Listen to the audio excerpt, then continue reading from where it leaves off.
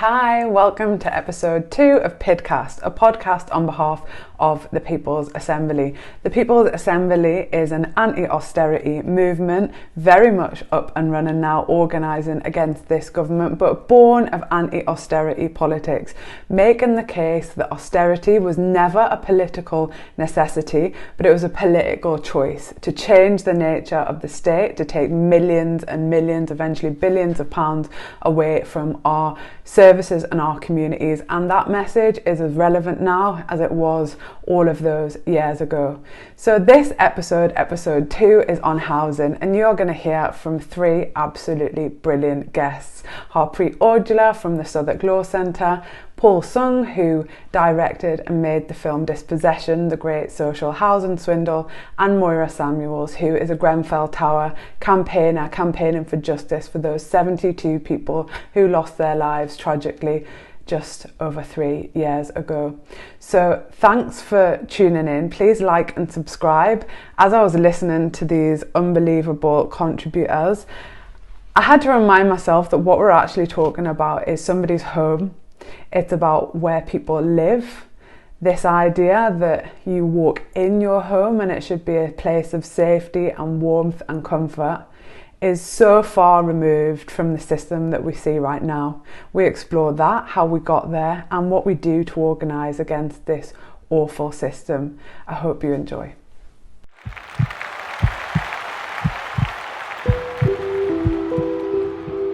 So hi and welcome to the Housing Special Podcast. I know there is so much going on in the world right now, so much intensity around our political environment. One of the really pressing issues for working class people is their housing status, the conditions of the housing that they are living in. And I don't know about anyone else, but I feel like our movement tends to work in silos quite often. And you have people being passionate about different things and their area of expertise, and housing is certainly one of them. You have the housing gang, people who are experts, people who are doing amazing campaigning work. I have 3 of them here on this show, Paul, Harps and Moyra, who are going to be bringing their own expertise to this situation. But in essence, there has been a fundamental shift in our thinking in housing over quite a few generations now. I want to explore that a bit. We also tragically had the anniversary of the Grenfell Tower fire, which is kind of emblazoned on our consciousness as the very worst of what can happen to people in our society in inadequate housing, the consequence of political decisions, political ineptitude, and so much more. But we also have thousands of people on housing waiting lists. We have people being torn away from their communities because of private developers, and so much more. And all of this is happening whilst we're in the midst of austerity, a health crisis, and a really, really right-wing government. And it could at times feel like there isn't much hope. And I'm hopefully going to show you that there is today through these 3 excellent panelists, that there is a different system at our fingertips.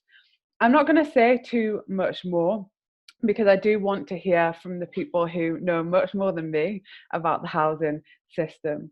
Paul Sng is a filmmaker, and I just watched your film actually, Paul, Dispossession, the great social housing swindle. It was so interesting. Thank you so much for making that film and shining a light on many of the abuses, but really the cultural shift that has taken place. I'd like to hear from you, Paul, first, your take on where we're at right now, what is possible, how this became to be possible to our housing system. Thanks, Laura. I think one of the fundamental issues was right to buy in the 80s, and I think that's a complex one. I think there are aspects of right to buy that I agree with. Why shouldn't working class people be able to own houses? But as we know, the problem was that the houses that were sold, the stock wasn't replenished.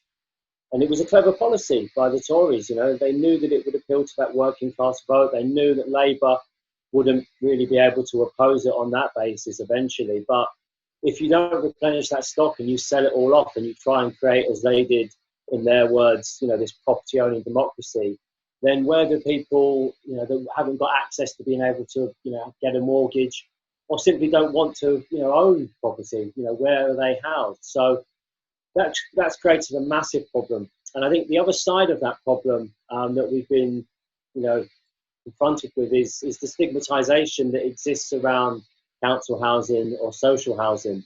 The desired tenure of most people is to own their own home, and everybody can understand and accept that. But where is the alternative for people that choose not to or can't afford to? And I think the stigmatisation that's gone on, from mainly, I'd say, seems to be ramped up in the 90s and then beyond, but really with the introduction of, what we all call poverty porn, with programs like Benefit Street, Skin, and, Council House Crackdown, programs in which people that are vulnerable, people that are on very low incomes, are often, painted as caricatures. I mean, we've all kind of seen some of those shows. I mean, personally, I don't watch them, but I've watched them, to have a understanding of them, and the way that they kind of denigrate people on lower incomes who often live in council housing or social housing, I think paints a wider picture in society that people that live in those kind of, properties are somehow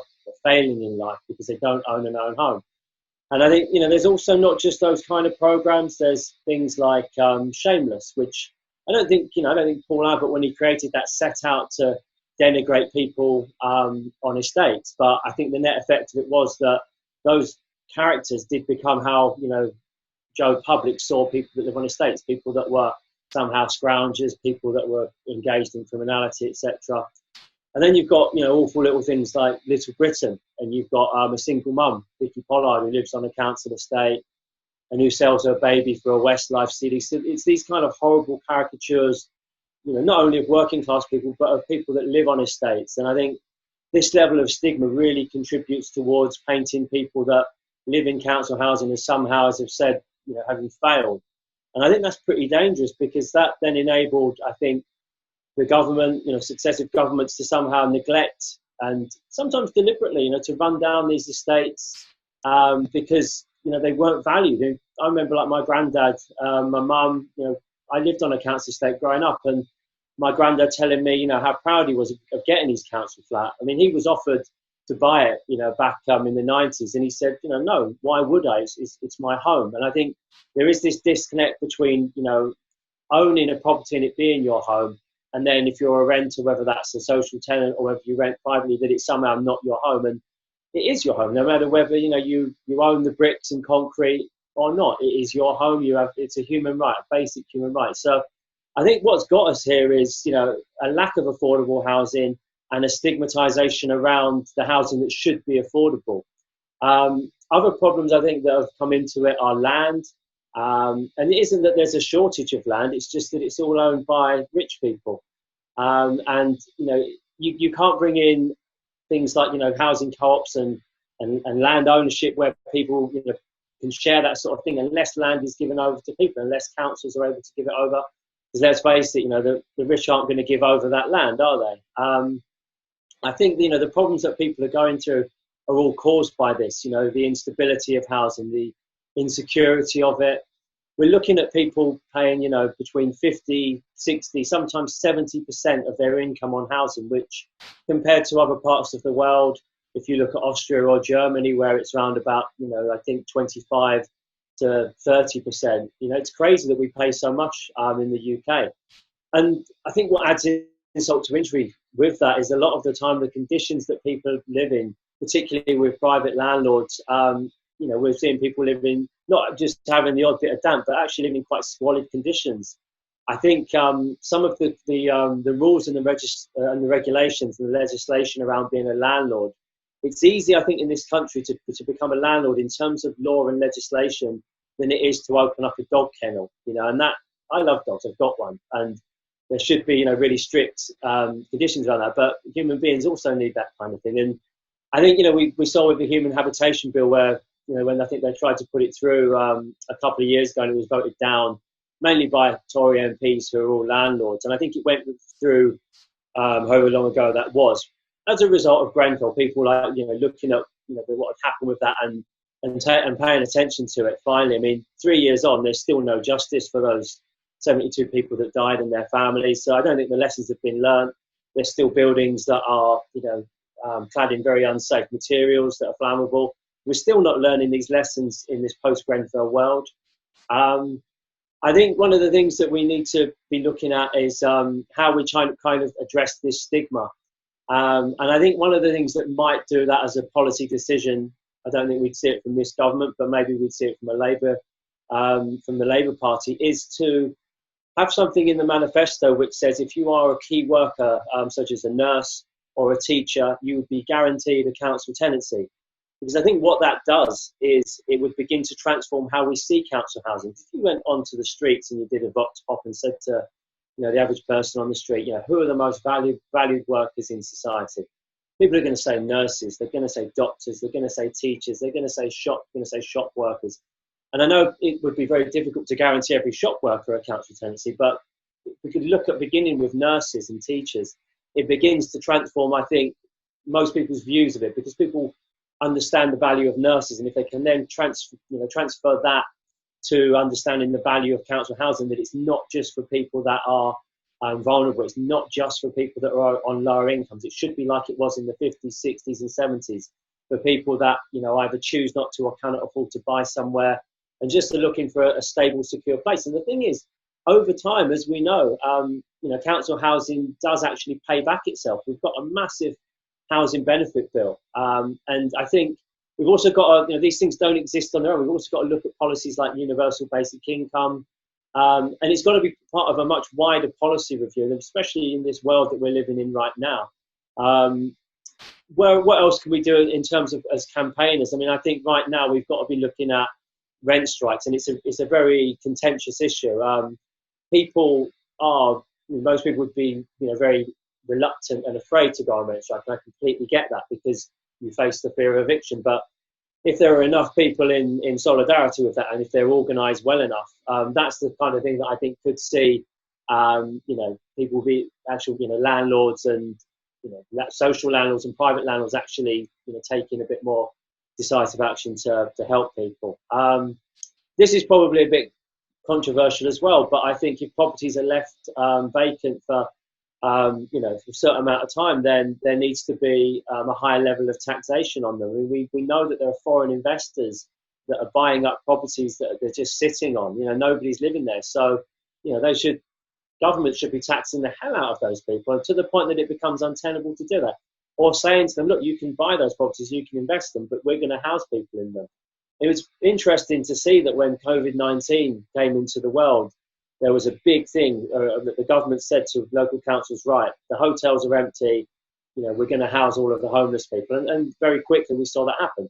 Obviously, that's not a long-term solution because the tourism industry will come back. But that level of thinking, with properties that are vacant and empty, whether they're residential, municipal, they're there, they're empty. They need to be, have people housed in them. And if not, this is again controversial, but I remember growing up in the 80s and going to squat parties, and the 90s and going to squat parties, and the squatting scene was massive. And obviously there is legislation now that really rules that out. But I think we need to, if we don't have our government, if we don't have the state actually providing housing, then seeing a return to squatting. And obviously, that's illegal.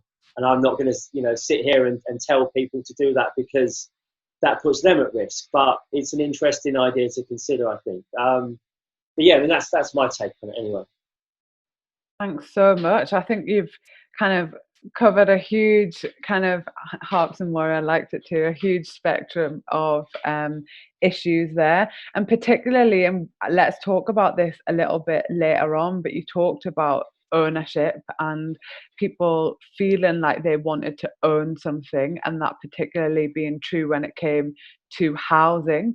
And I wonder why and how we've got there, and let's explore that, because I know it hasn't always been like that.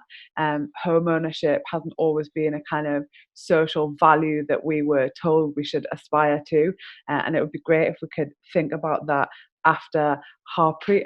Aujla and your fantastic contribution to come now, I'm sure. You work for the Southwark Law Centre and have direct experience of working alongside campaign groups. I hope I'm characterising this right, against gentrification.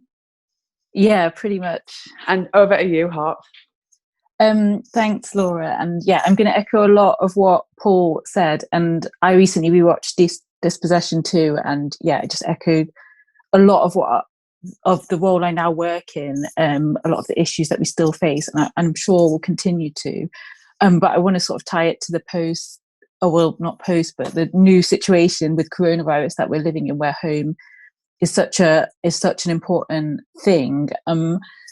And I think how we got here, like in so many other areas, the principle of a right to a sort of safe, secure and decent house has been eroded by neoliberal policies of the past 40 years. And this has coincided and sort of instigated a lot of fundamental shifts in how people can access housing. So more people privately rent, so not just from a local authority than ever before. Homelessness has risen sort of exponentially since 2010. We've seen it in Southwark, the borough I work in. It rose between 2014 and 2016 by something like 40%.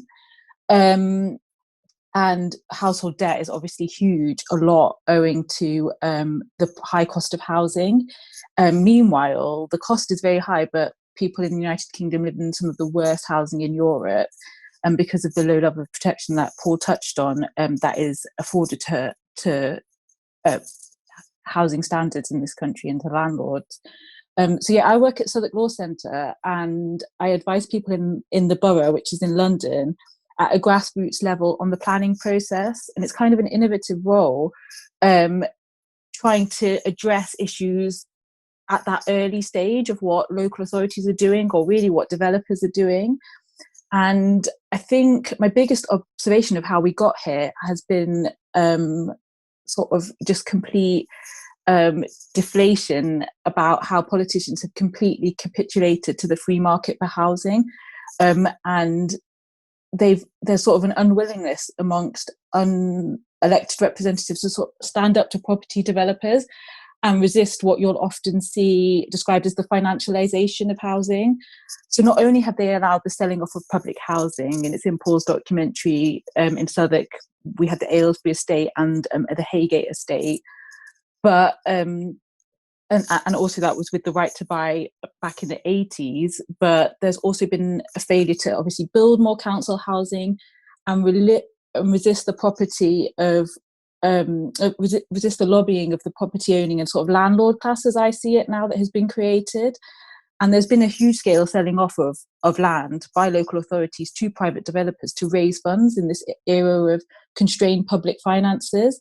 And that has meant, for example, the Haygate estate, a big council estate in Southwark, which had a high level of social housing, was a community, was sold off. The land was sold off. A big developer called Lendlease has now built a development called Elephant Park on the area, which has something about 25% affordable and social housing and what used to be a massive housing estate too. So to describe it as a scandal is actually being too kind, I think. I just wanted to talk a bit more about the problems, but also sort of like the solutions that might go with them. And what I see sort of as my role at the Law Centre is demystifying some of the sort of language that you hear about housing, and that we need to build more. And again, Paul touched on this. Actually, there isn't really a problem with housing supply, but it's like, what are we building? And that's where my role comes in with the planning process. I think seeing housing as an asset is fundamental to conservative ideology, and really unfortunately that has infiltrated other political parties, and the Labour Party didn't really stand up to that. And so the financialisation of housing was becoming a huge looming disaster, but it wasn't seen as a problem at a point where something could perhaps be done about it, interventionally. So sort of in the late 90s with the change of government. And so now we have people who own property appreciating value, so the amount they earn on a property year on year might be 4 or 5 times what the average worker earns in a year. And don't forget that that worker is often paying then rent to the same person that owns that asset of appreciating value. And it's this that we really need to get our head around and say that this has got to stop. It is this circle of someone extracting wealth from someone who is earning wealth, and then that person who is earning income, and that person who's earning paying it back to that same person who is doing nothing, giving nothing back to society, but actually taking something away. And the planning system does not do anything to help this. So when you hear people talk about building more housing, I would urge questioning of what is already in existence, who's occupying it, and is it being used for, like Paul mentioned, vulnerable people, key workers, and people that need safe, secure housing in a community.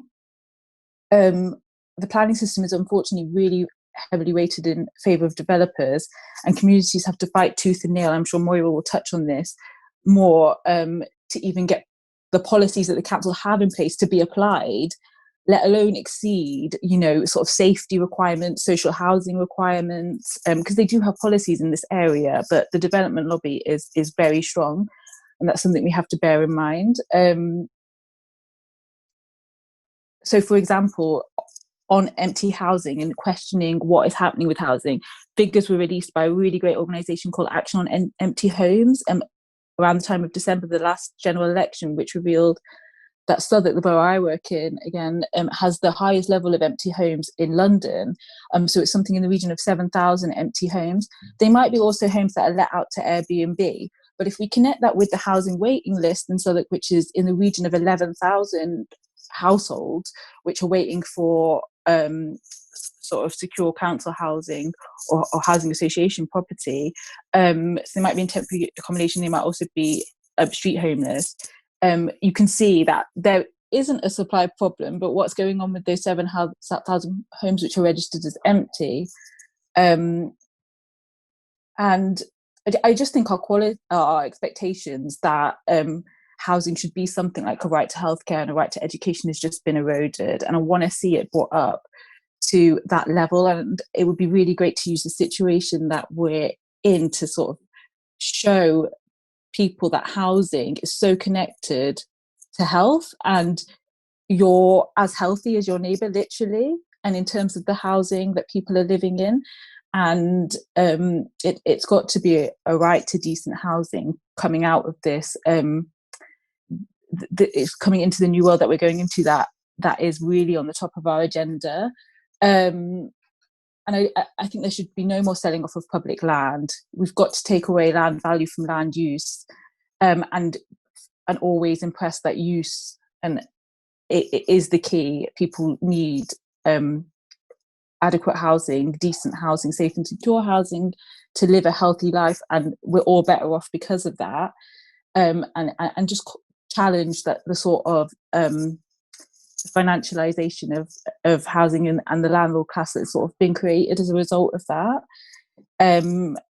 But I am hopeful, because I have seen in the past couple of years, and since I started this job, which is last year, an increase in sort of awareness among, say, renters unions, for example, but also tenants associations, who we're encouraging to build links, and I can do that in my role across the area with all the same struggles in solidarity that they're fighting. And I would like to see that be in conjunction with pushing for more council housing, but rent controls for the private rented sector, obviously genuinely social rent for people who have council homes or housing association properties, and taking back empty homes to the public good.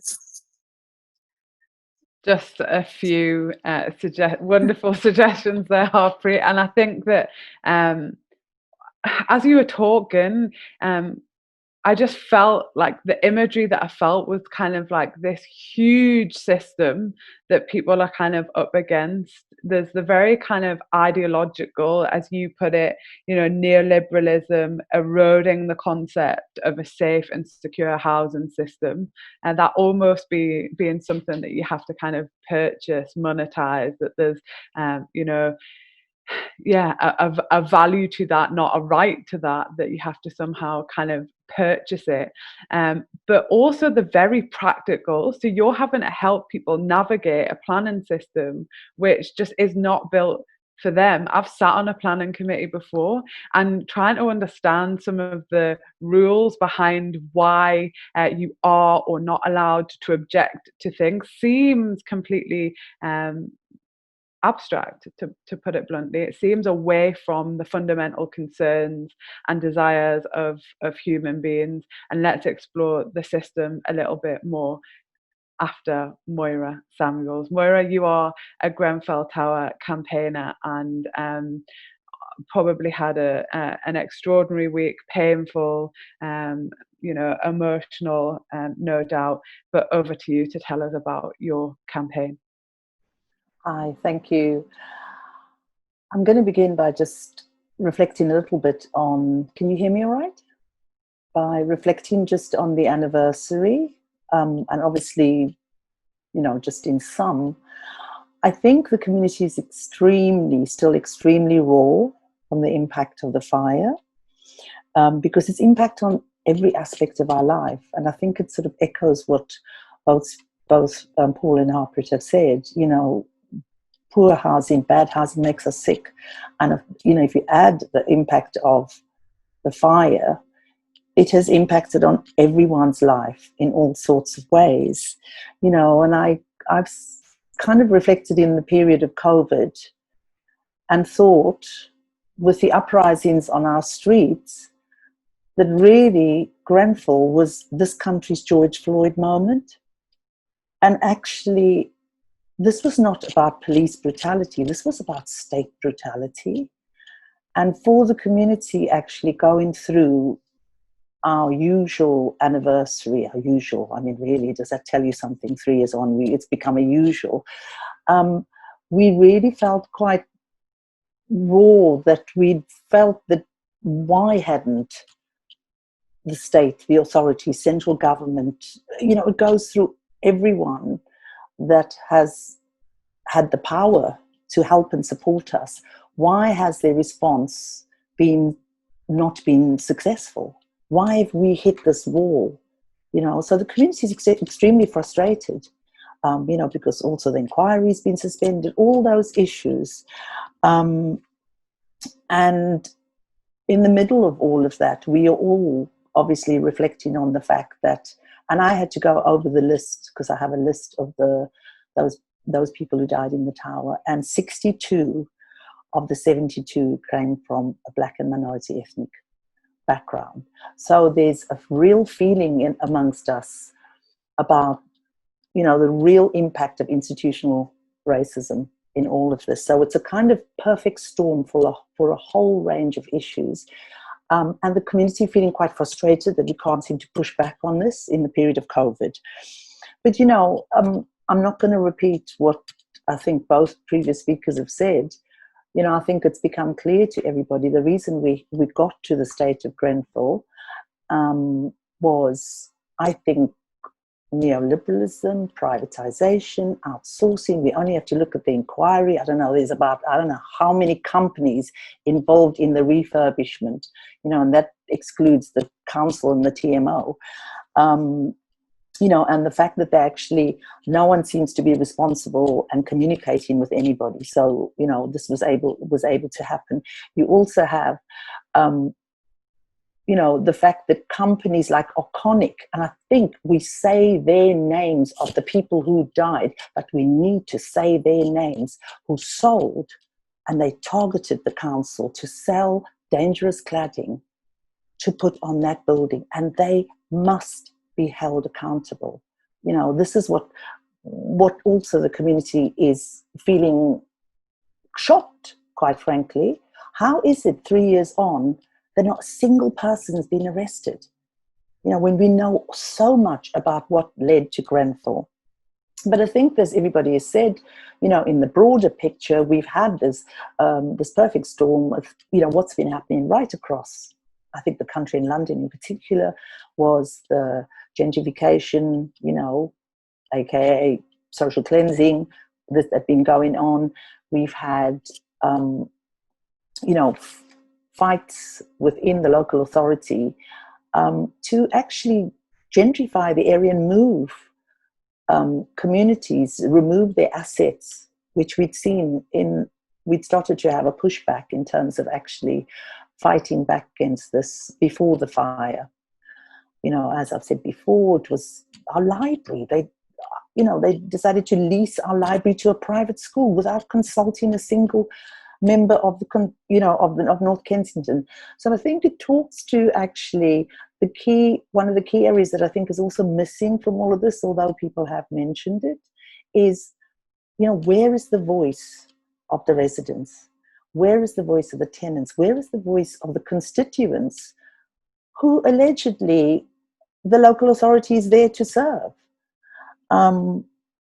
So I think I would also echo what everybody said about attitudes to social housing. I mean, I live in housing association, and I've always wanted to live in council housing. And it's really interesting that, my daughter's 30 years old now, and, I brought her home to council housing that I was incredibly proud of. I love the idea of living in mixed communities where people, different income, different backgrounds, some had children, some didn't, elderly people, so the vision of what a housing system should be should incorporate and reflect who we are as communities,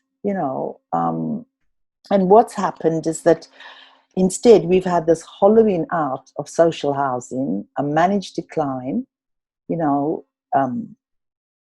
and it's meant that actually social or council housing has ended up,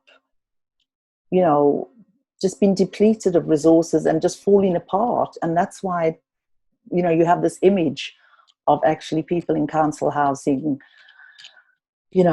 living gangs and, people who are, lawless almost in a way. So the kind of managed decline kind of reflects that. And that narrative is carried in the newspapers. What the community underneath Grenfell are left with from the Lancaster West estate, because Grenfell's built around this large estate, we're talking about 800 families, what they've been left with is a whirlwind of, as you say, policies, promises that came out of Grenfell that they constantly having to battle against to make sure, to keep their eyes on the council, to make sure that they implement in what they say they're going to implement.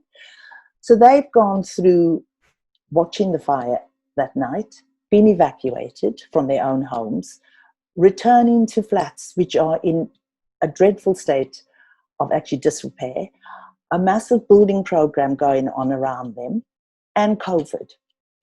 And in the middle of COVID, a lot of them, as we know, why is the BAME community being so disproportionately impacted by COVID?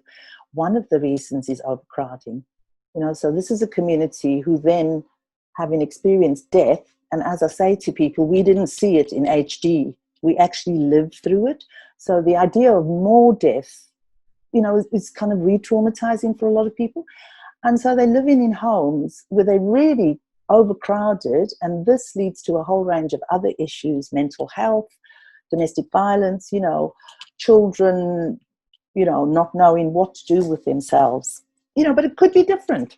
It could be dramatically different. And what I was thinking about, in COVID, and especially in the Royal Borough of Kensington and Chelsea, or the rotten Borough of Kensington and Chelsea, is actually we need to do what Jeremy Corbyn said we needed to do after Grenfell, is requisition all those empty properties. I think that actually, I think we're much too delicate with local authorities. I think we're much too gentle. I think we need to demand it. Actually requisition some of those properties and give it to families who've been living in these overcrowded. If you say Black Lives Matter, if you want to protect those communities that are most vulnerable, then this is the one thing you can do, which actually is relieve the overcrowding conditions in which they are living.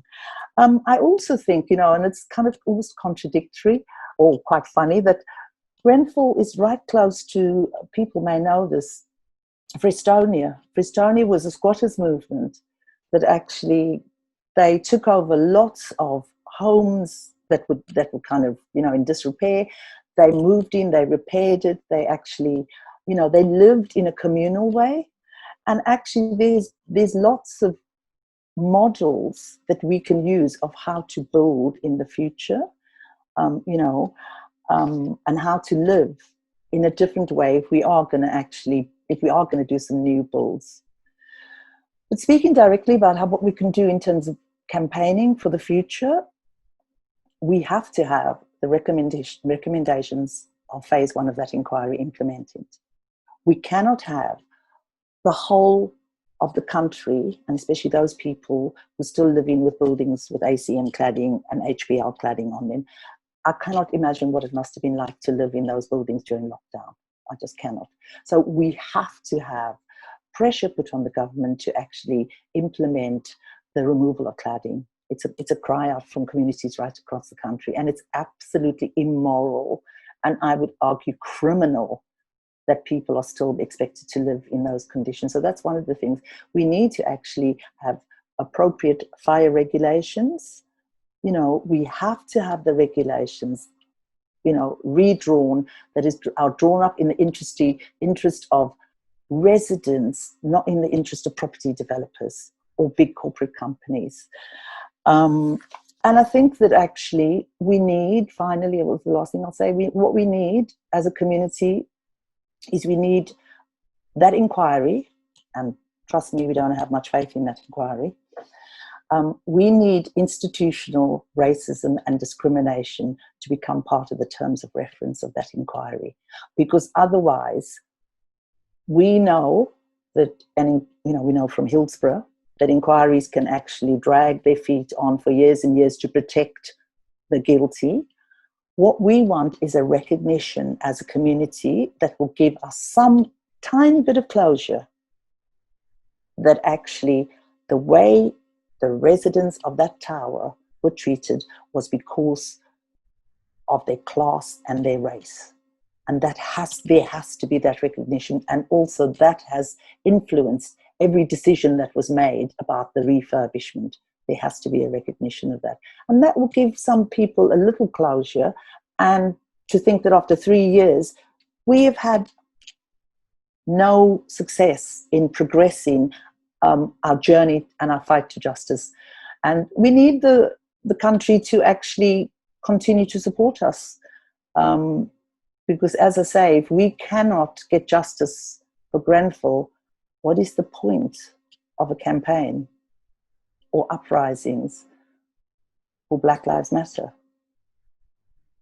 Thank you. Thank you so much, Moyra. I think it is particularly painful hearing the Prime Minister utter the words Black Lives Matter, isn't it? And that kind of performance that he took part in, which, is painful, because we know about the inhumane immigration system. We know about Grenfell Tower and how residents were treated there, and since we know about the go home vans, the record, the list is endless, and so that was a point well made, Moyra. I think it's almost like, again, listening to you when I talked about that machine that people are up against, that system that people are up against, you can't imagine the kind of layer upon layer of trauma and injustice, and then what that does to the psyche of a community about living within the system,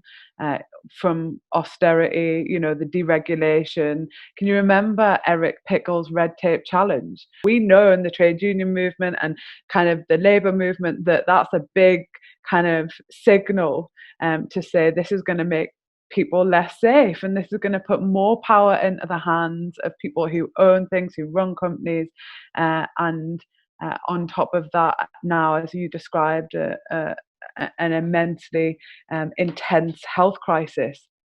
And all over the country, and this is where I'll kind of open it up. All over the country, people experience in one way or another, unless you are really wealthy, housing concerns. Surely this has to be, a great unifier of an issue. The majority of people are either struggling to pay their rent, their mortgage, can't get a home, are homeless, or experiencing inadequate housing conditions, and a multitude of other concerns. And I want us to try and delve into that. Like, how did we get here to this idea that, escape and council estates was something to aspire to, and ownership was like the dream? Actually having like the commodification of housing, actually owning a home was the pinnacle of success. What are your thoughts on that? Anyone can just jump in. I'm brought to mind by, a number of years ago, that Owen Jones wrote a book called The Demonization of the Working Class. I think that's what it's called. And I feel like it's the kind of inheritance of Thatcher, that if you own your home, it is somehow other a mark of your success or your social mobility in society. And I think this narrative was pushed in the media as well, probably a kind of cultural shift, because I think of that was not the narrative after the war. It was homes for heroes, wasn't it? And actually there was some amazing estates that were built in Britain by incredible architects, that were built because they wanted them to be a beautiful space for working class people to live in. And that's gone into now some kind of,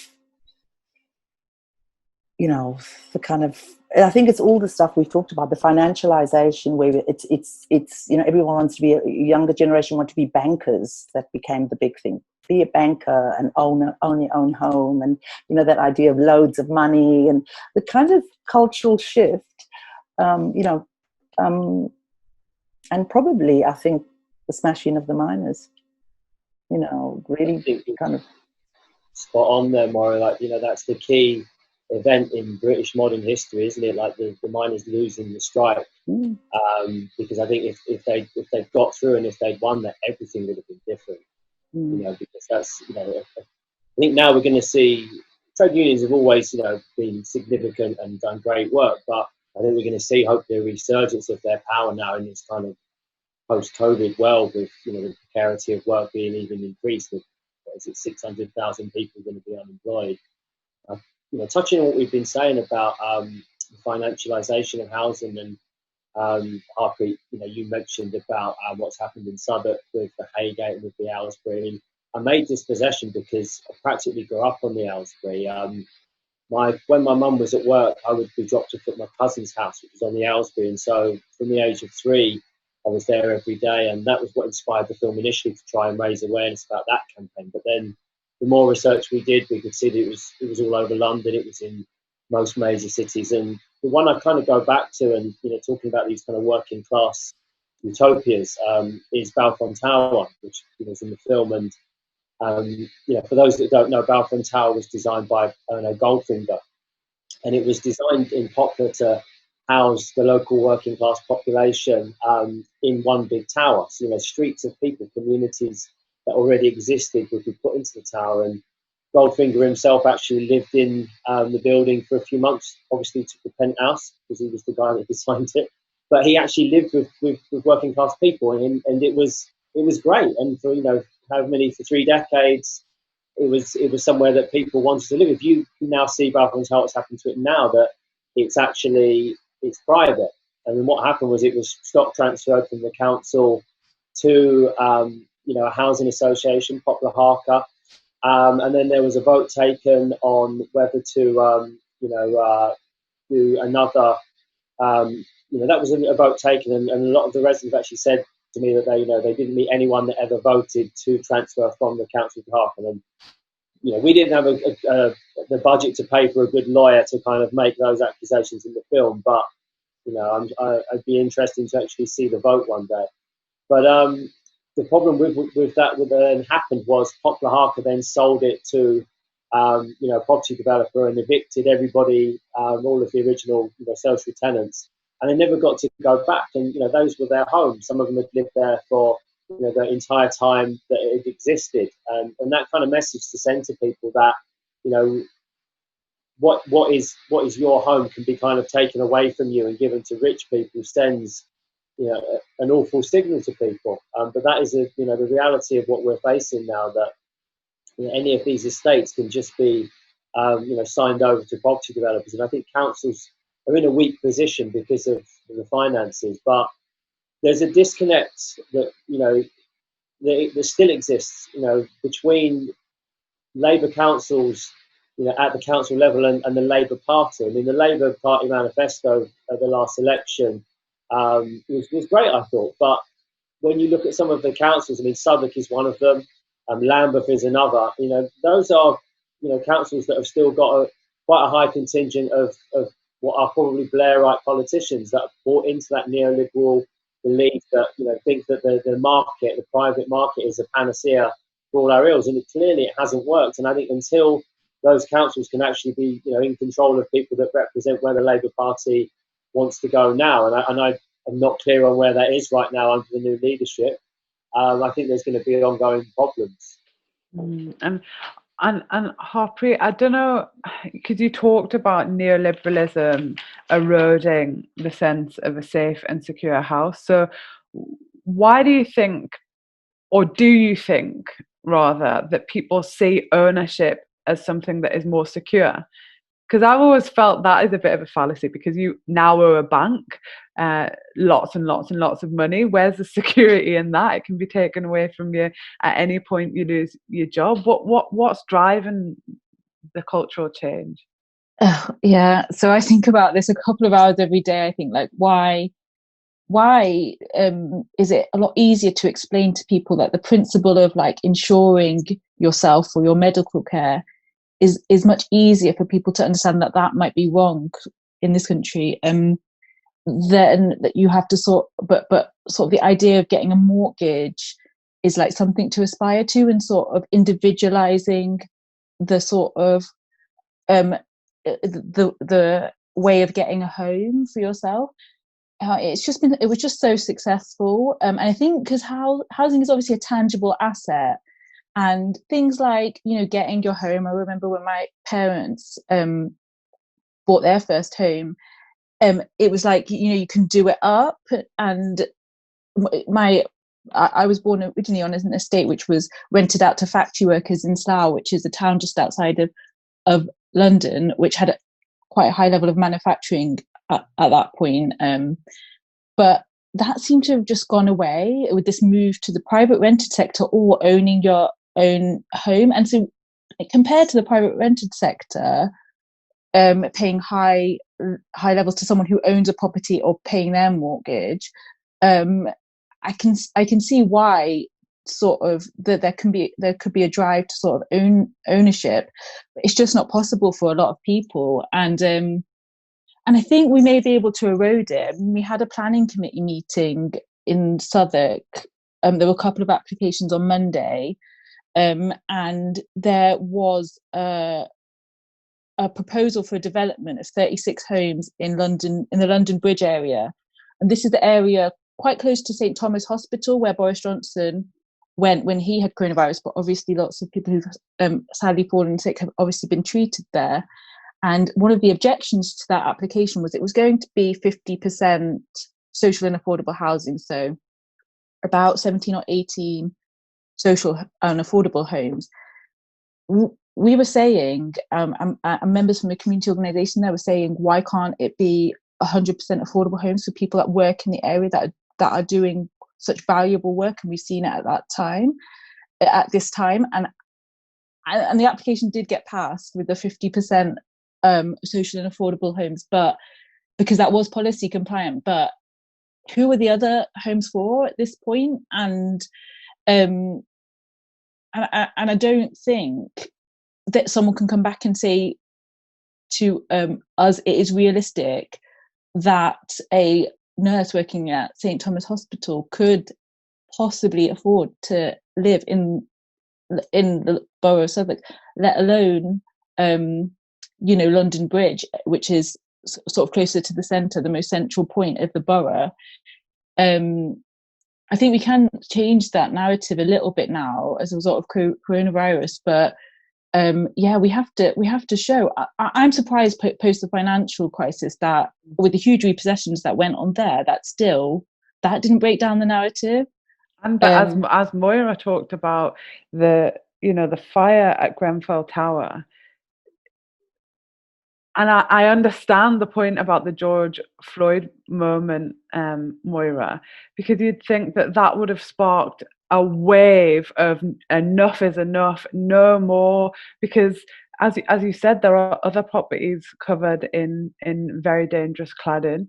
There are people who are not being listened to by their landlords, who are saying I'm in unsafe conditions. When I used to represent people, thick mold on the wall with children and babies and breathing problems, where is our mass resistance to this incredibly despicable situation that working class people are in? I think that COVID's been quite interesting because I've been hearing stories coming out from the mutual aid. I mean, mutual aid has opened a younger generation, also because there's a bit of a disconnect with some of either you're staying in your parents' home because you can't afford to go somewhere else and you're big grown person, or you've actually moved out and 3/4 of your salary, as you're saying, is going towards paying this incredibly high rent. And I mean, in a borough like Kensington and Chelsea, that it's actually people who are already coming from, they're either in professional jobs, no one can afford to actually rent in this borough. But actually the mutual aid was sending people out to deliver food to working class families. And I think they were just quite revelatory for many of them. I was hearing stories, not from this borough, but from neighbouring borough, where the volunteers were going in because they were contacted and said, somebody needs some food, you need to take some in, and finding people dead. So they are now looking at, actually, perhaps they didn't realise how bad the conditions were that working class people were living in, and how poor public services were. The whole question of, it seems to be a wild west. This is what neoliberalism is, a wild west of whoever can make the profit will go ahead and do it. And if you can't survive, it's, the strongest will survive. And, but I suspect that COVID's changed that narrative. Well, I hope that it has. I think it will. And it will get people to think about, how we live, the conditions under which we live, because you do hear young people moaning about, programs or celebrities doing yoga sessions in their large kitchen that is about the size of the whole of their flat, and saying, oh, you can survive by doing this. Dreams say, no, we can't actually. And I think the idea of what should be publicly provided for you to live in, so beautiful, green, open spaces, leisure activities for people to do on site near their homes that are affordable or free, is so far removed from that, isn't it? Like, we're scrabbling around really with public provision. And yes, let's mention the decade of austerity and the millions taken from local authorities. So repairs on properties are almost impossible for people to get done, like even just simple things like having a gate fixed or whatever. And I know in your film, actually, Paul, people talked very much about managed decline, and whether that was a deliberate strategy to get us completely away from any kind of publicly owned homes. I mean, it's an interesting one, because sometimes I think in these situations there may not be a conspiracy. It's in some cases just down to a mixture of incompetence and a lack of empathy, and that's fatal. I think that's what we've seen from this government through the entirety of their reaction to COVID-19. Yesterday, to be shamed by a 22-year-old footballer into, you know, granting the most vulnerable families free school meal vouchers. You know, that's what we're dealing with. People that are, you know, not just incompetent but lack empathy and are making decisions, you know, based on, you know, those two aspects of their thinking. And looking at budget sheets, and, you know, like thinking, oh, it's going to cost this much. So right now, you know, it's just, you know, I think Terence McKenna that said, you know, we're ruled by the least among us, and clearly that is the case for the past 10 years, possibly longer. I really do have a lot of faith in young people. When I grew up in the 80s, and I remember in the early 80s, you know, we had riots in Toxteth and Coventry and Liverpool, Brixton. And nobody wants to see that level of anger and that level of violence and that level of destruction. But you can kind of see we're moving towards that. And, you know, the Black Lives Matter movement, which is peaceful, you can see where there things been bubbling under there. I think we've only got to go back to 2011 and what happened following, you know, the unlawful killing of Mark Duggan. And it's going to be something like that that's going to, you know, light the torch paper, because there's a lot of anger and there's a lot of aggression out there. And I think we're in a very dangerous period, because the people that are governing us are, you know, in my lifetime, the most out of touch they've ever been. You know, I mean, you look at, you know, the last three prime ministers that we've had, and, you know, two of them were at Eton together. You know, they were buddies. This whole thing over Brexit is basically settling an old score from two posh kids. And, you know, these are the people that are running the country. It's absurd. So yeah, I mean, I've lots of faith in young people. I don't have too much faith in, you know, the people that are running things. So. Yeah, even amongst my own family, I can see the younger generations like, whoa, where have they, you know, it's not from me, where have they got all these political ideas from? And more seriously, I think there probably is a radicalization of young people through very lived experiences of the brutality of the system, whether that be housing, whether that be police violence, whether that be you know, state racism. Things are very intense for young people, and therein lies hope, but therein lies, you know, lots of struggle for those young people too.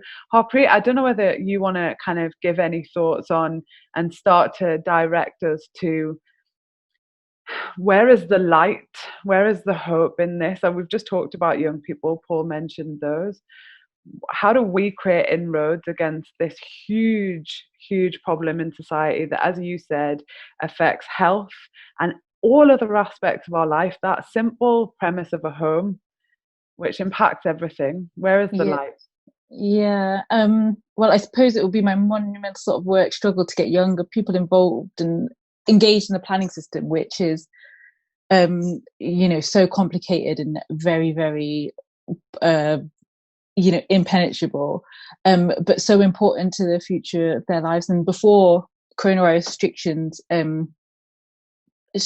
took place, I was working with some youth groups about, you know, building alternative town centres. So, for example, in Peckham, which is in the borough, they want to redevelop a shopping centre.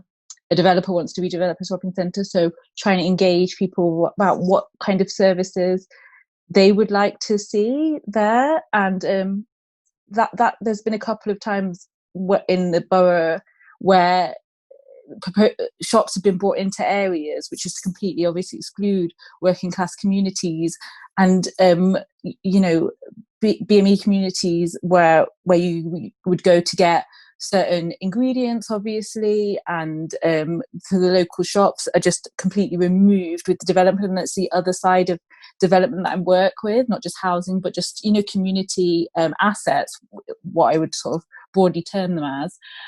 But Moira touched on it, and Paul just then, really, we've got to be thinking really, really, if you're thinking it's radical, it's probably not radical enough in terms of housing, because the neoliberal and financialization ideology is so eroded what we think is possible in housing, you know, in longer than my lifetime, actually. And speaking of what's going on now in the streets, I am hopeful, but I want to connect that again to planning and say to local authorities, you might be lighting a building purple and saying Black Lives Matter, but are you actually showing that in your actions? And to planning departments, because councils like to say that they're separate, or, you know, we don't really actually get involved in what goes on with the planning department. I mean, it's just, it is constantly have to fight against that. If you're not planning to build housing for all your communities that live currently in your borough, how dare you say Black Lives Matter? You're not showing it in your actions. And Moira, I don't know if you are, I know it's very difficult circumstances that you're campaigning in, but if there is hope for the people of Grenfell, for surrounding areas. I think there's lots of hope in our community. I think I sometimes focus on our frustrations and anger because that's our key issue. For us to heal as a community, we need to have a sense of justice. That will be our priority. But underneath it, historically, we all came to actually fight for justice for Grenfell on the shoulders of giants. This is a community that went through Rahmanism, remember? The slum landlords, this is a community that went through the death of Kelso Cochrane that led to actually the Notting Hill Carnival, to the Mangrove, who fought, where the first time institutional racism in the police force was recognized. There's an incredibly long history of confronting authority and injustice.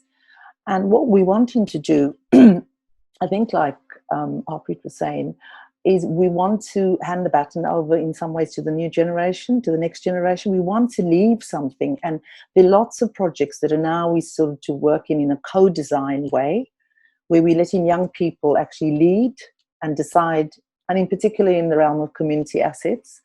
I'm working on a project at the moment to refurbish a huge, what was a training centre, and that's not far from Grenfell, so that it can be a community space, because we, with the push for gentrification over the last few years, they've been grabbing all our community spaces from us. And so what we're trying to do is kind of do that leave that legacy, and really just be open to hearing the voices of young people and what what they see the world as, not, through our eyes. I may be gone in a few years' time or whatever, but, really listening and working together. And really, there's a massive push to empower women in our community. That's the other thing that we're doing, because we have such a diverse community. Often in some communities, the women are very quiet and work very hard in the background. And what we want to do is we want to showcase them, and we want them to actually lead. And in that way, they are empowering their own, the next generation of women. Because I think that's really important, for certainly our community, for all communities, really. We've all gone through the kind of Me Too moments for the, recent. And I think that will make a positive change, because, for the anniversary, if you came around to our community, as we were decorating the streets, because everything had to be virtual, all the decoration of the streets, all the painting, all the how we're going to do this, hearts and all the rest of it, it was done predominantly by women. And I just looked around and I said, isn't this difficult? The women are running around doing all this work. And then every time it comes to somebody speechifying or talking about what should happen, it's the men step on the stage. So I think that, we want to make those kind of positive changes, but we also having to continue with the help, I think, of organizations like Homes for All, Defend Council Housing. The estates here are having to work closely with support. I mean, so that any kind of help and support we can have to decode what I think Harpreet, is a quagmire of policies and procedures and legislation that I think is there to actually just confuse us. So, we are trying to work in conjunction to ensure that we save what little council housing we have, especially around Grenfell, that's been in managed decline for so long, and we maintain our community. They don't eventually get, pushed out as the years progress. I just want to give you an opportunity now to speak at us about anything you feel like you haven't said, or any like a rallying call to people who might be listening about what comes next. You know, I know it's going to take us a while to kind of emerge from this coronavirus society, but there's going to be competing forces, aren't there? Those who wish to replicate the system that we already have, even intensify it, and us, people who really don't want the system to exist as it is. We want a different one. So, what would your kind of rallying call be to people, or include anything that you feel you wish you had said, Paul?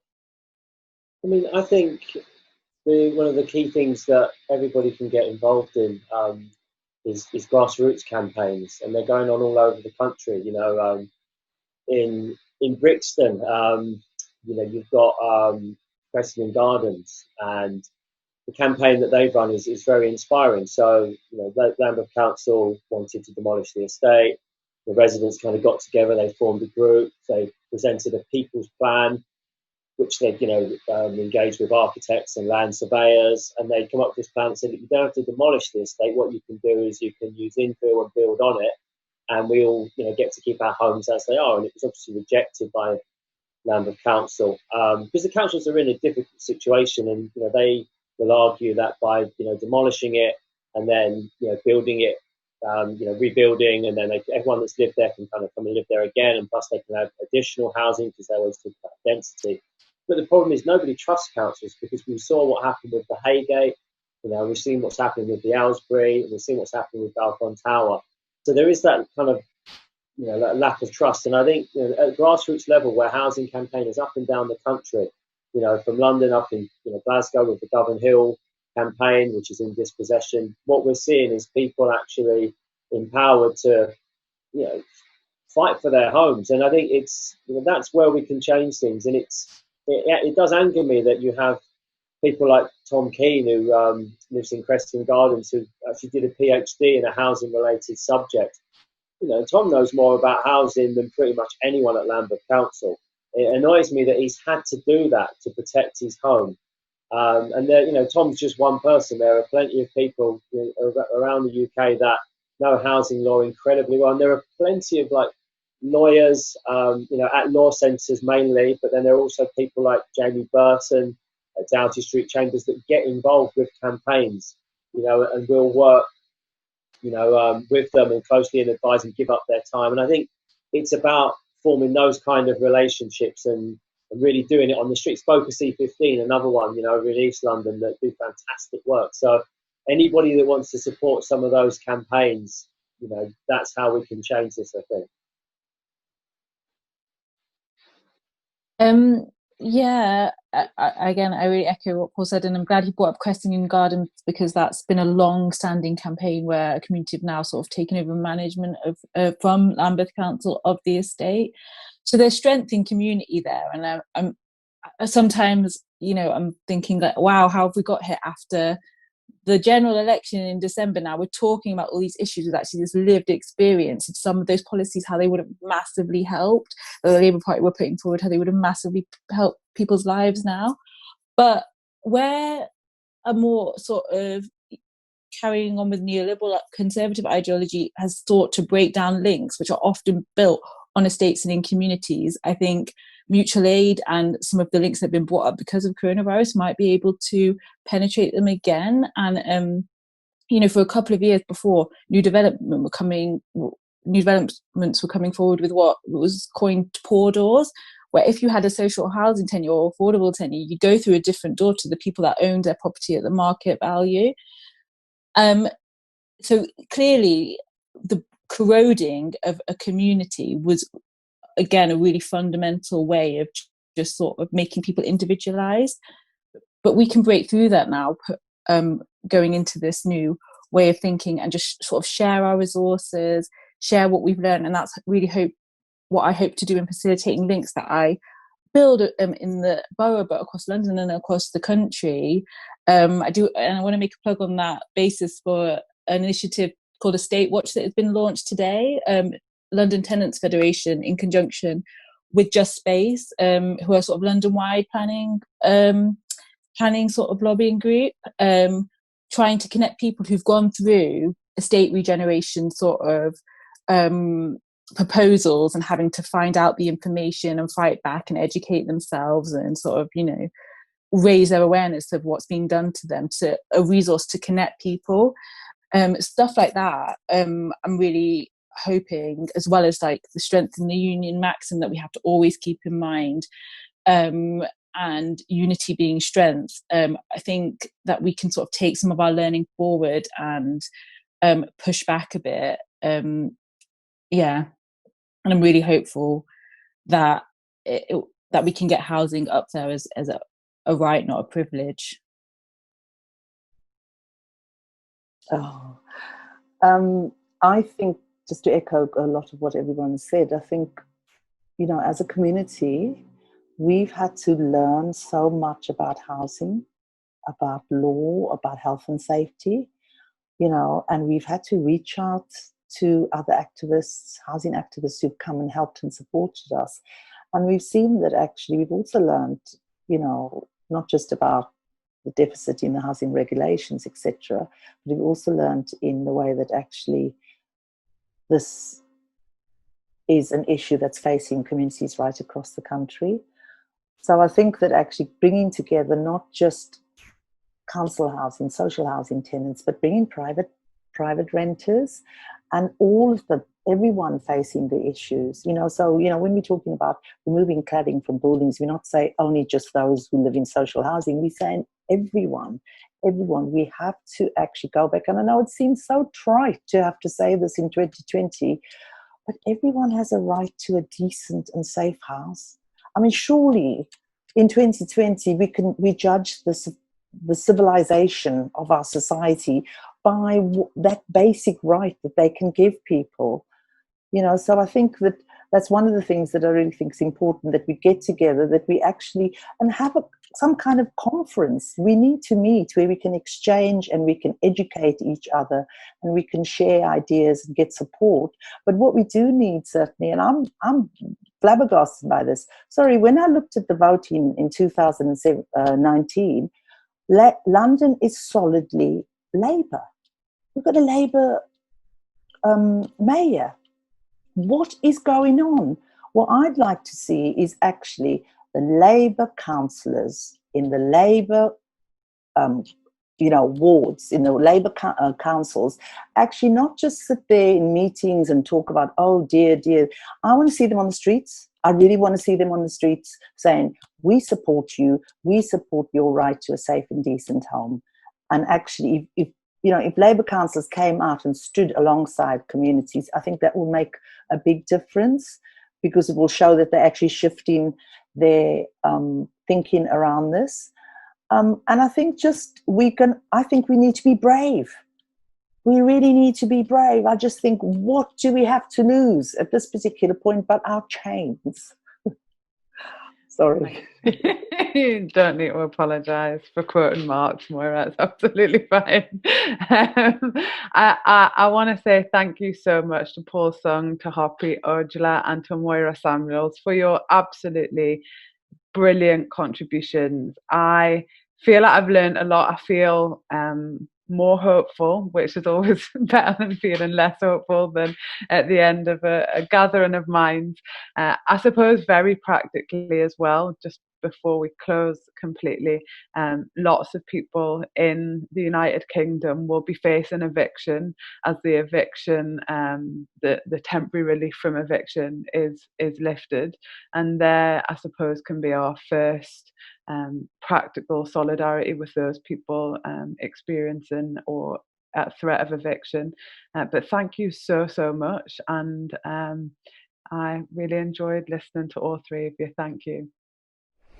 Thanks so much for listening to episode 2 of Pidcast, a podcast on behalf of the People's Assembly. Please do like and subscribe to this podcast. There are going to be so many more episodes coming your way. Also get in touch if there's anything that you want me to explore with guests that you want to listen to. And lastly, get involved with the People's Assembly. See ya.